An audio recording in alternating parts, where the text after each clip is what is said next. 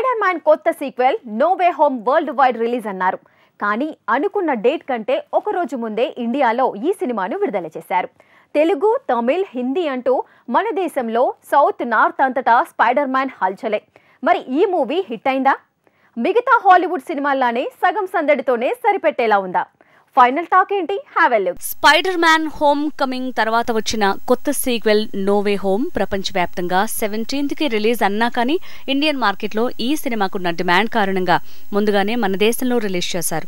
తెలుగు, తమిళ్, హిందీ ఇలా south, north అంతా ఈ మూవీ థియేటర్స్ లో సందడి చేస్తోంది. స్పైడర్ మ్యాన్ ఎవరో జనాలకు తెలిసిపోవడంతో ఆ టైమ్ లైన్ ని స్కిప్ చేసేందుకు మల్టీవర్క్స్ ని ఆలోచన చేస్తాడు. డాక్టర్ స్ట్రేంజ్ తో కలిసి అనుకున్నట్టే గతాన్ని గతంలోనే పాతయ్యబోతే గతం తాలూకు విలన్లంతా ప్రజెంట్ లో ప్రత్యక్షమవటం జరుగుతుంది.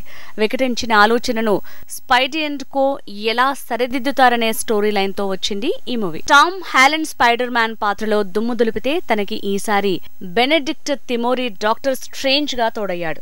మొత్తానికి హీరోయిన్ తో పాటు టోటల్ టీమ్ పర్ఫార్మెన్స్ తో దుమ్ము దులిపితే ఈసారి విజువల్ ఎఫెక్ట్స్ వేరే లెవెల్లో ఉన్నాయి. ఎమోషనల్ డ్రామా కూడా సినిమాకు బాగా ప్లస్ అయింది. టెనెట్ నుంచి నో టైమ్ టు డై వరకు హాలీవుడ్ సినిమాలు ఏవీ కూడా ఈ మధ్య కాలంలో ఇండియన్ మార్కెట్ మీద భారీగా దండెత్తలేకపోయాయి, ఇక్కడ సందడి చేయలేకపోయాయి. కానీ స్పైడర్ మ్యాన్ నో వే హోమ్ మాత్రం పాజిటివ్ టాక్ తో దుమ్ము దులుపుతోంది. Story line, screen play, visual effects, drama అన్నీ కలిపిన కంప్లీట్ ప్యాక్ గా స్పైడర్ మ్యాన్ థియేటర్స్ లో దుమ్ము దులిపేస్తున్నాడు. కిడ్స్ తో పాటు యూత్ మతిపోయేలా డిజైన్ చేసిన ఈ ప్రాజెక్ట్ కి థియేటర్స్ లో పాజిటివ్ టాక్ పెరిగింది. అంచనాలకు అనుగుణంగానే థియేటర్స్ లో స్పైడర్ మ్యాన్ జోరు పెరిగింది.